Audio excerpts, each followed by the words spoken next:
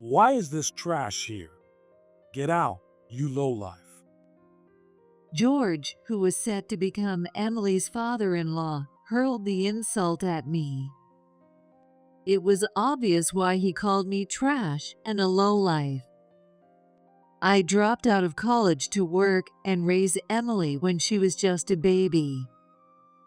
In other words, my highest level of education was high school, making me worthless in George's eyes, who worshipped academic credentials.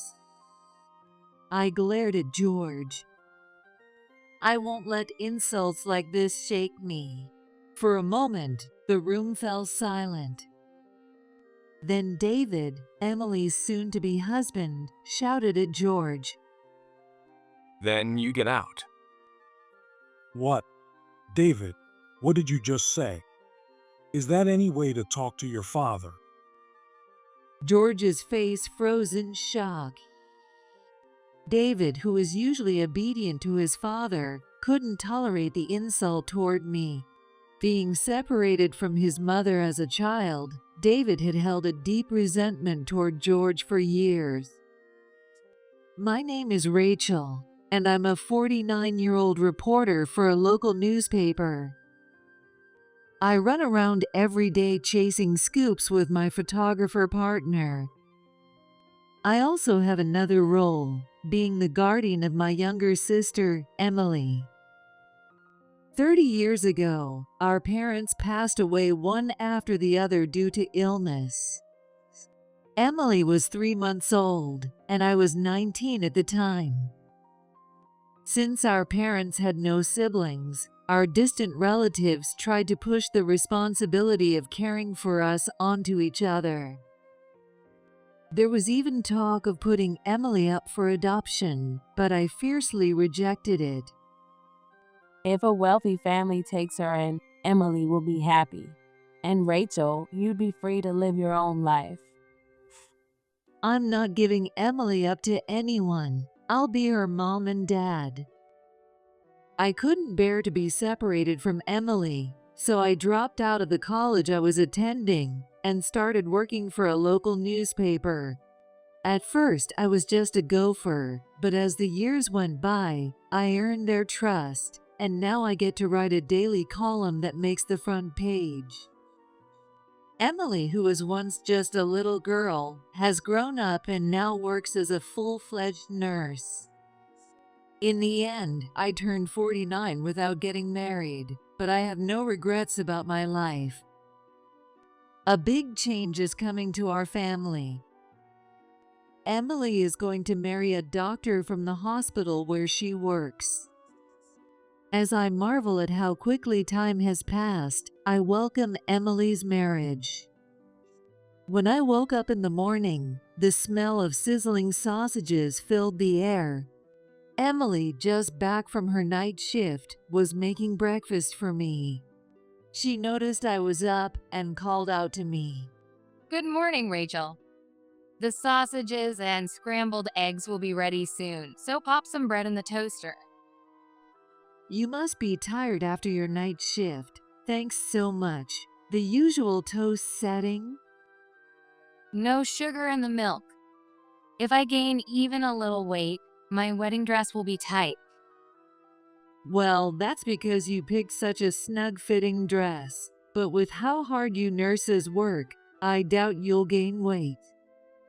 We sat at the dining table, eating a warm breakfast like usual. Since we both have irregular work hours, it's rare for us to have a meal together. And soon, these happy days will come to an end. As I finish my warm milk, Emily looks at me with a serious expression. Rachel, thank you so much for raising me all these years. Even after I marry David, I'll still do my best to take care of you. I nod with a smile, but my heart feels heavy when I think about the challenges that lie ahead for her. Emily's partner, David Johnson, is a physician at the same hospital where she works. On top of that, he's the eldest son of George Johnson, the director of the Johnson Clinic where they work. In other words, she's set to become the wife of the future director, and George has imposed several conditions. First, she has to quit her job at the hospital. They'll also have to live in George's home after the wedding, so a life together as a newlywed couple won't be allowed. Additionally, there are generations-old recipes she'll be expected to learn and recreate. I can't help but feel this is such an outdated way of thinking, but I felt guilty for not raising Emily in a so-called proper family. That's why I couldn't bring myself to say anything. George sounds pretty strict. Living with him is going to be stressful. You can always come back home. Oh, Rachel, I haven't even gotten married yet. You're getting ahead of yourself. You're right. Besides, I haven't even met George yet. That was the biggest concern for Emily's happiness. David and I both tried to arrange a meeting with the Johnsons, but George kept making excuses, and the wedding day arrived without it happening. It seems like he just doesn't want to meet me. I wonder if Emily can really be happy marrying David under these circumstances. Well, it'll work out somehow. I've heard George is difficult, but since he lives apart from David's mom, you'll only have to deal with George. David also grew up without his mother from an early age. Apparently, George, a tyrant, drove David's mother, Laura, out of their house.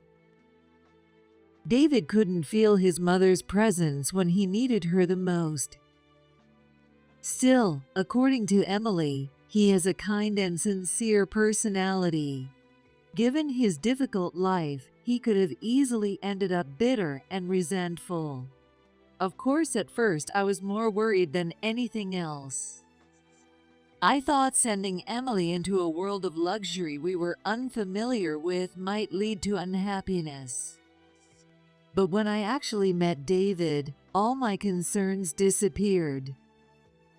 When we met the other day, I could see it clearly. He's truly honest and straightforward. With someone like that, I know I can trust Emily to him. But he says he had a really tough childhood. I, on the other hand, had fun living with you, Rachel. Emily was enjoying her life so much that I felt bad for ever feeling sorry for her. Happiness and unhappiness seem to exist on a different level than financial security. We were poor, but we never had those kinds of problems. That's because you took me in, Rachel. Both Emily and I realized again how incredibly precious these simple moments were. I still want to support Emily and David's future, but part of me wishes these happy moments could last forever. This marriage will change Emily's life significantly. Up until now, she held the title of nurse at the Johnson Clinic. But by marrying David, she will become the wife of the future director. On top of that, George Johnson, the current director, will become her father-in-law. And George is nothing but a bundle of problems. George is a surgeon, but he hasn't performed any surgeries in the past 2 years. He treats other doctors and nurses so harshly that many end up quitting. Patients don't speak highly of him either. George is kind of scary. It feels like I'm going to get scolded, so I'd rather not go to him for an appointment. On the other hand, David, the young doctor, has a good reputation. He probably dislikes George. You can tell from the way he talks about him. The first day I met David, he said this: My father has a very short temper, and if things don't go his way, he stays grumpy. Living with him is incredibly stressful. Wait a minute, David. That makes me worried. Isn't Emily going to live in George's house? I'm trying to prevent that. Ever since he kicked my mom out, the house has felt lifeless. Though, to be honest, I don't have many memories of my mom being there. David has such a straightforward nature that I liked him right away. But he's so honest that he can't lie. He hates straying off course and prefers to charge straight ahead. Emily says that's what she finds attractive about him. That's probably why he can't soften his words to keep me from worrying. But my father doesn't seem to dislike Emily. He just wants a daughter-in-law who'll blend into the family. Hearing this, Emily puffs out her cheeks in frustration. I've told you, I hate that old-fashioned idea of becoming your partner's shadow. Family is something a couple builds together. I won't enter a world where my opinions don't matter. David nods at Emily's words and then turns to me. This is our biggest challenge right now. I don't want to move back home either. I want to find a way for us to live together. Just the two of us. David, are you willing to stand up to George for Emily's sake? He seems like such a difficult man. I don't want Emily to live in that house. I understand. I plan to make my stance clear before our wedding day. Then he suddenly looks somber and averts his gaze from me. With our marriage, I might end up making you uncomfortable, Rachel. It's hard to say, but my father is a firm believer in academic credentials. He only approved of Emily because she's a nurse who graduated from college. Throughout my life, my high school diploma has been an issue more times than I can count. When I started working as an apprentice at the newspaper, I met people with all sorts of values. And the truth is, many of them looked down on my education. I swallowed my anxiety and spoke. So basically, George doesn't like me because I don't have a degree. To be completely honest, yes. But I care deeply about you, Rachel. I want us to stay close as family from now on. For now, our conversation didn't go any further, and the issue was left unresolved. The wedding preparations continued, and the date was officially set. Emily confessed to me with a worried look. When I told George that you dropped out of college, he called you a total loser. Honestly, if he's going to be my father-in-law, I'd rather call the wedding off. Don't say that. I'm not the one getting married. If he likes you, that's all that matters. I'll do my best to stay out of the way. Even before I started dating David, I'd heard George was scary. The wedding day is going to be terrifying.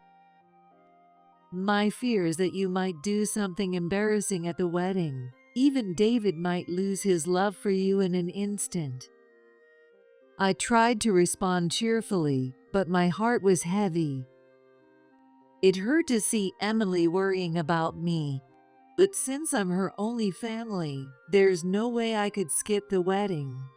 I decided to brace myself and ignore any snide remarks that came my way. On the wedding day, I had my hair done at the salon and wore a dress for the first time in my life. Emily had stayed at the hotel the night before, getting a head start on the wedding preparations. Once I was ready, I headed to the venue. When I asked at the front desk, they immediately led me to the bridal waiting room. Emily, dressed in a beautiful wedding gown, turned to me with a smile as I entered the room. It feels like I lost a bit of weight since the fitting. The dress is a bit loose around the chest. David said it must be all the stress. As Emily spoke casually, my own nerves were hitting their peak. We had never managed to meet George before the wedding day. He was clearly avoiding us. Maybe it's better if I don't attend this wedding, He might refuse to let me into the venue just because I'm here. This wedding was being held at the most prestigious hotel in the area. The bridal waiting room was spacious, with a table in the center holding a pitcher of water and a few glasses. I'm so nervous. Let me drink some water. I need to calm down.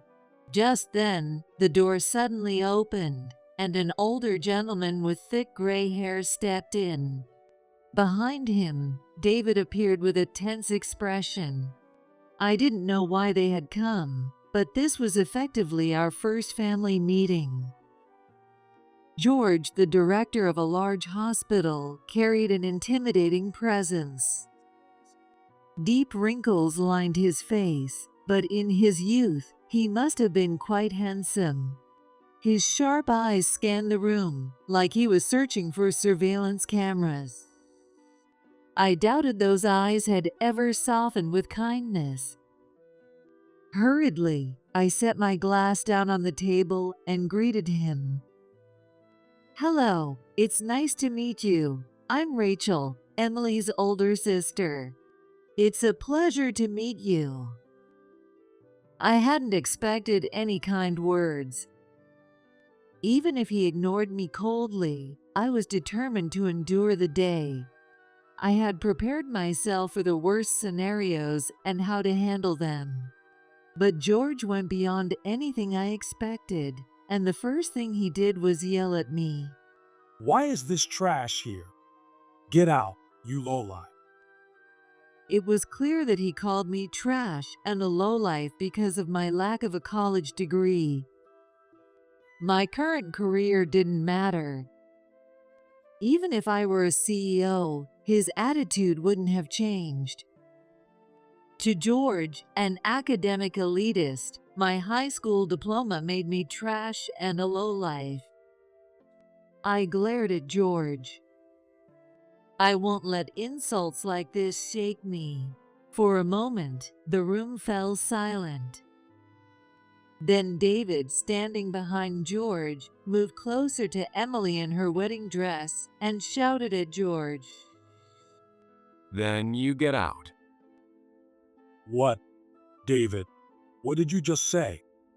Is that any way to talk to your father? George's face froze in shock. David, who was usually obedient to his father, couldn't tolerate the insult toward me. I've reached my limit. Rachel is my beloved sister-in-law.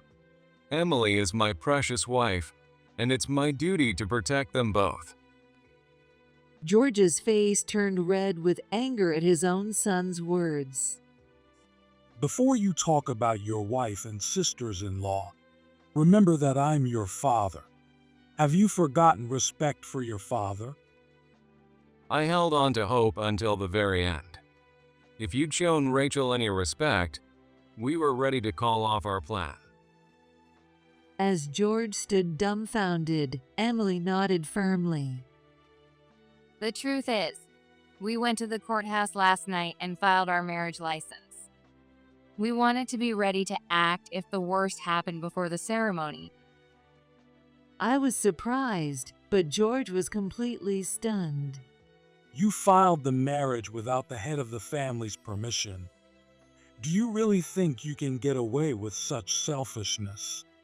You can only file it after I approve, and we have a proper ceremony. I knew it. People with just a high school education can't raise decent kids. Hearing him use words like head of the family was astonishingly outdated. I forced myself to stay calm and kept my voice steady.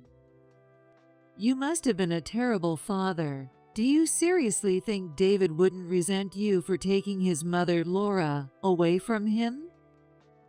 Laura has nothing to do with this now. Do you know who made David the man he is today? If she'd taken him, he wouldn't have become a doctor or lived such a comfortable life. No matter how wealthy you are, that life must have been miserable. Staying with you meant his future as a doctor and heir to the hospital was decided. But if he'd lived with Laura, he would have had options. That would have been better. I don't regret becoming a doctor, but I hate being treated as your successor. I was curious about the circumstances behind George and Laura's divorce. When the argument settled down, I asked David, "When did George and Laura get divorced?" When I was in first grade, one day I came home from school and my mom was gone. She never came back. He kicked her out with just the clothes on her back. Emily furrowed her brows, her face full of sympathy for David. It's awful, isn't it? Laura wanted to take David with her, but she gave up, knowing she couldn't provide him with a good education. How do you two know so much about Laura? Wait, you met her, didn't you? Yeah, Emily and I met her. We were planning to live with her after the wedding.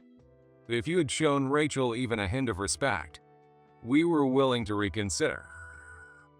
Filing the marriage license without permission was part of their plan to prepare for living with Laura.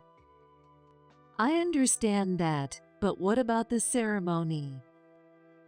We secretly invited my mother, but my father found out and just kicked her out. I refused to have a wedding without her there. So that's why you came to the bridal waiting room, to cancel the ceremony? David nodded seriously. I feel awful for wanting to cancel, especially when Emily looks so beautiful in her wedding dress. But I came here believing she would understand. I don't mind at all. I can already guess what kind of wedding George planned, just going around greeting all the local big shots. Emily quickly pulled the white veil off her head. I want to live with Laura too. There's no way I'm facing George every day after he insulted Rachel, who raised me like a parent. George was furious at Emily's unexpected defiance. Well, I refuse to accept that. I agreed to this marriage because I heard you were a college-educated nurse. David, I told you not to invite Rachel, didn't I? I see. So that's how it is. David and Emily must have struggled with this too. You don't get to decide that. It's David and Emily who are getting married. George poured himself a glass of water from the table and drank it all in one gulp. Drinking water did seem to calm him a bit. He was, after all, a hospital director, and he wouldn't let himself lose complete control. Besides, George had a reason not to be swayed by David's words. If you're going to complain so much, leave the hospital. Your future as the director is guaranteed. Do you really want to let some nobody take that seat? I have no problem with that. You can choose whoever you want. I always planned to leave after the wedding. Now I can finally do something for my mother. This was a serious miscalculation for George. If David had been the kind of man who craved status and power, he would have gotten along fine with George. But David was a different kind of person. That's why he met Emily and was able to build a life of love with her. David was once afraid to go to school, because while he was at school, his mother, Laura, disappeared from his life. But one day, he saw Laura watching him from afar, and they reunited. My mother worried that seeing me would cause more problems. But that moment started our secret meetings, and I wasn't alone anymore. That's why I was able to live my life the right way. George's position grew worse and worse. I watched with satisfaction as the two young people backed the stubborn old man into a corner. If you come to our house, you won't have to deal with any mother-in-law issues. Isn't that why Emily decided to marry you? I was stunned by his selfish reasoning. David had introduced Emily to Laura not long after they started dating. The two hit it off quickly and even went shopping together. On top of that, Emily had heard plenty of complaints from David about George, leaving her with a terrible impression of him. We're ready to leave you behind, George. Saying this, Emily pulled off her white gloves. She bundled them with her veil and tossed them onto the sofa by the window. George looked utterly shocked. He had just fired the longtime housekeeper, fully expecting Emily to take her place. "I didn't raise Emily just to become your housekeeper." As I firmly declared this, Emily looked at me with admiration and confidence. Backed into a corner, George started flattering me. He probably thought that if he could win me over, David and Emily would fall in line. Rachel, you raised Emily, so you understand. Think about how much money I've spent on David. Because he's my own flesh and blood, I spared no expense for him. With all due respect, I didn't raise Emily expecting anything in return. I knew I couldn't be with her forever. That's why I wanted her to grow strong enough to live without me. I'm not saying that's wrong. No, it's not wrong, but you should be a little more grateful. We, who raise children, go through a lot and deserve to be rewarded. I let out a breath through my nose in disbelief. Soon, I stopped caring and actually enjoyed watching George squirm with frustration. Is that so? Do we parents really deserve to be rewarded? What do you mean? Maybe raising a nurse wasn't that difficult, but I raised a doctor. I spent hundreds of thousands of dollars on his education. And you expect gratitude for that? What if David had other talents? Did you ever consider that? There was no need to consider anything. He's set to become the director of a major hospital. How could he possibly complain? To George, raising David was more of an investment than an act of parenting. If he truly loved his son as a father should, he wouldn't expect anything in return. George didn't understand what unconditional love was. This conversation is pointless. You talk as if the money you spend is a debt that needs to be repaid.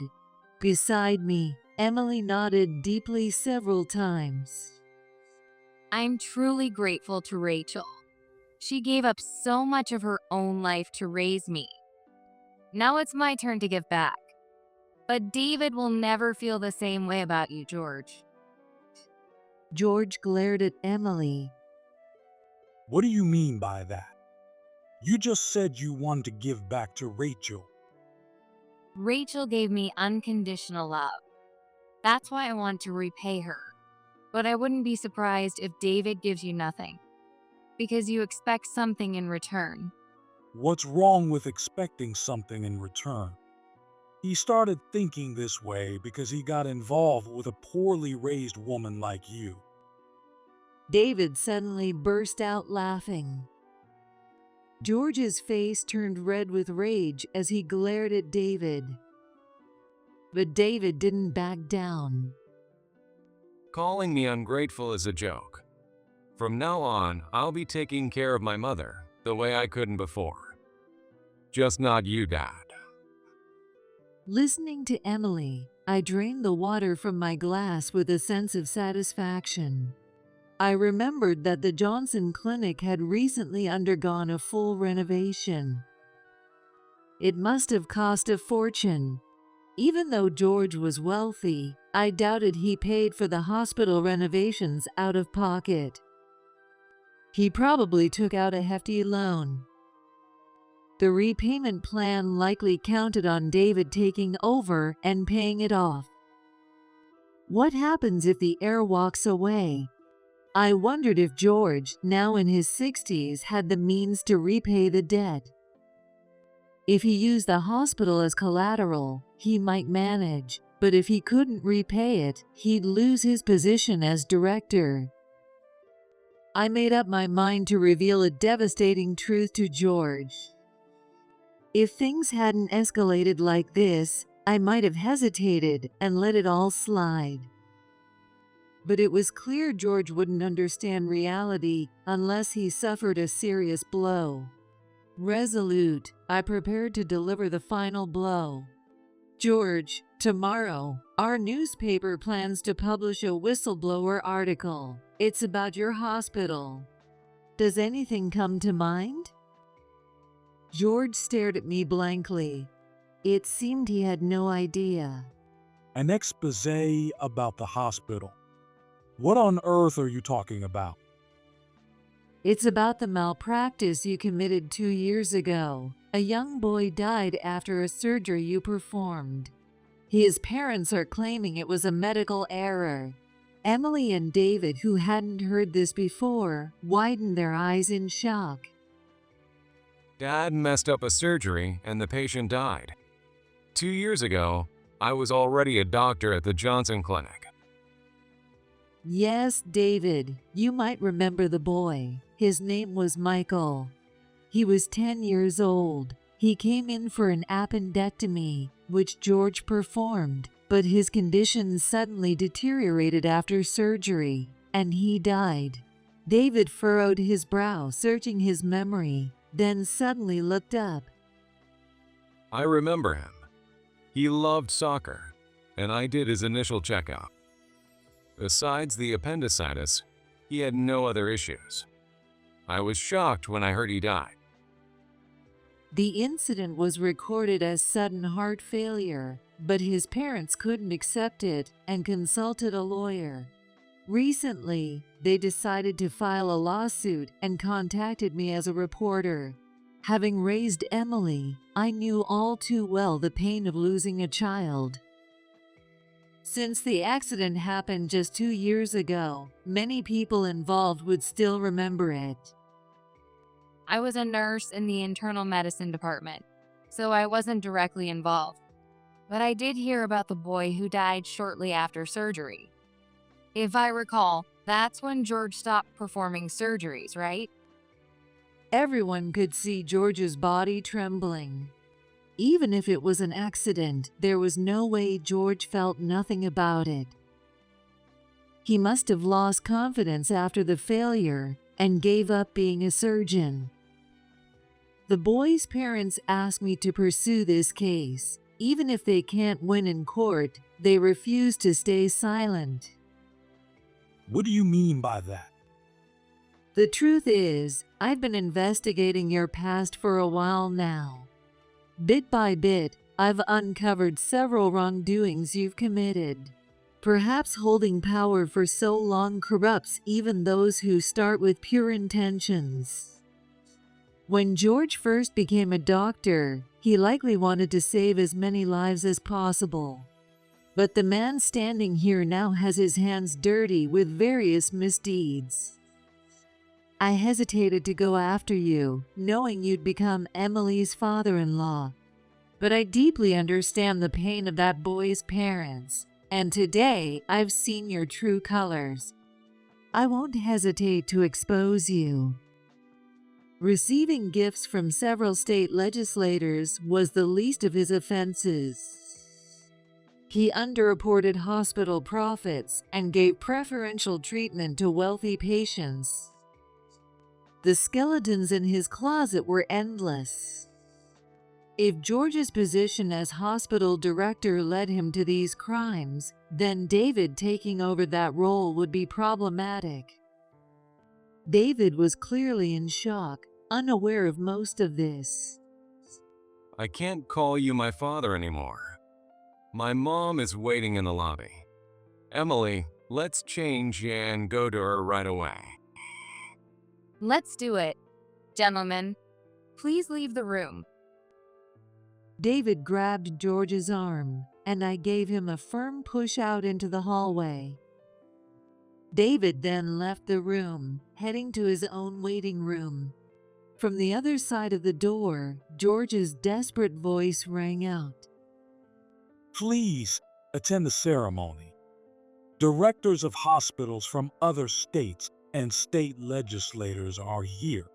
You can imagine what will happen if the wedding doesn't go through. Sorry, but as someone you called a lowlife with just a high school diploma, I wouldn't know. I called the front desk, explained the situation, and asked if they could remove George from the doorway and take him somewhere else. The manager answered the phone. We can't exactly isolate him, but we'll escort him to another waiting room. However, we've invested heavily in preparing this ceremony, so there will be a cancellation fee. That didn't bother us one bit. After all, George was the one who organized this event. For his own reputation, he had invited a bunch of important people who had nothing to do with the couple getting married. Let George pay the hefty cancellation fee. Let's go, Rachel. I want to introduce you to Laura. She's a wonderful person, and I'm sure you'll get along well. Yes, I'd love to meet her. When the two of us arrived in the lobby, David was talking to a woman who looked to be in her early 60s. She wasn't dressed in an expensive suit, but she had an undeniable charm and grace. I stepped forward and greeted Laura. Nice to meet you. I'm Rachel, Emily's sister. She's still young and have a lot to learn, but please take care of Emily. Don't be silly. She's a wonderful woman. I'm looking forward to getting to know her better. The four of us left the hotel and took a cab to David's favorite restaurant. We decided to have a small family-only wedding there. David and Emily were deeply concerned about the surgery involving the boy from 2 years ago. They promised to do everything they could to help uncover the truth. Thus, the medical malpractice that George tried to cover up was finally brought to light. The next morning, an article appeared in the newspaper stating that the parents of the 10-year-old boy had filed charges against George. The outcome was left to the courts, but George had no choice but to resign as director. Every day, reporters from other newspapers and magazines swarmed his house, making it impossible for George to even go for a walk. Other crimes he had committed also came to light. The Johnson Clinic fell into dysfunction and eventually went bankrupt. No one was there to help George, who was drowning in debt. Even when he needed to earn money, no one would hire him. Selling his house and land wasn't enough, and he spent his days doing grueling manual labor. He was occasionally seen sleeping in work clothes, curled up on the stairs of a building. Eventually, he disappeared completely. Emily, now married to David, started living with Laura. Laura was a kind woman who treated Emily with great care. I often visited their home, enjoying pleasant conversations and meals together. Until now, I had lived only for Emily's happiness, but with this new family, I found myself wanting more. From now on, I'm going to live for my own happiness too.